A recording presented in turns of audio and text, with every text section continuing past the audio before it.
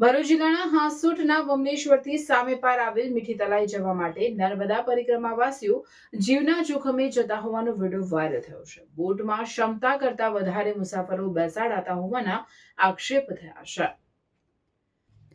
ભરૂચ જિલ્લામાં નર્મદા પરિક્રમા કરતા પરિક્રમાવાસીઓ માટે નદી પાર કરવાની વ્યવસ્થા અંગે ગંભીર પ્રશ્નો ઉભા થયા છે। હાંસોટ તાલુકાના બમલેશ્વરથી દહેજના મીઠી તલાઈ સુધી નદી સમુદ્ર પાર કરવા માટે બોટનો ઉપયોગ કરવામાં આવે છે, પરંતુ તાજેતરમાં એક વિડીયો બહાર આવ્યો છે જેમાં બોટમાં ક્ષમતા કરતા વધુ પરિક્રમાવાસીઓને બેસાડવામાં આવ્યા હોવાનું દેખાઈ રહ્યું છે।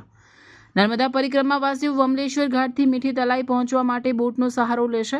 જિલ્લા પંચાયત દ્વારા આ ઘાટ હરાજી પ્રક્રિયા દ્વારા સંચાલકોને આપવામાં આવે છે, પરંતુ વિડીયો મુજબ બોટમાં સલામતીના નિયમોનું પાલન કરવામાં આવતું નથી અને ક્ષમતા કરતાં વધુ યાત્રાળુઓને બેસાડવામાં આવતા હોવાના આક્ષેપ થયા છે। આ ઉપરાંત પરિક્રમાવાસીઓ પાસેથી નદી અને સમુદ્રનું સંગમ સ્થળ પાર કરવા માટે વાહનોમાં આવતા પરિક્રમાવાસીઓ પાસે 500 રૂપિયા અને પગપાળા આવતા પરિક્રમાવાસીઓ પાસે 250 સુધીની રકમ વસૂલવામાં આવે છે।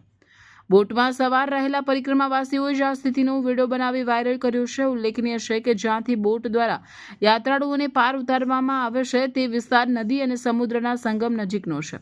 આવા સંજોગોમાં જો કોઈ દુર્ઘટના સર્જાય તો તેની જવાબદારી કોણ લેશે તે અંગે પણ ચર્ચા ઉઠી રહી છે। આ ઘટના સામે આવતા સ્થાનિક તંત્ર દ્વારા સુરક્ષા અને નિયમોની તપાસ કરવામાં આવે તેવી માંગ ઉઠી રહી છે। આ નર્મદા પરિક્રમા જે છે એમાં વ્યક્તિ દીઠ ₹500 લે છે, પણ બોટની કોઈ સગવડ નથી કે બોટમાં એટલા બધા વ્યક્તિ બેસાડે છે કે ખરેખર કોઈ સેફટી નથી, કોઈની સલામતી નથી અને અંડસંડ લોકોને બેસાડી દે છે।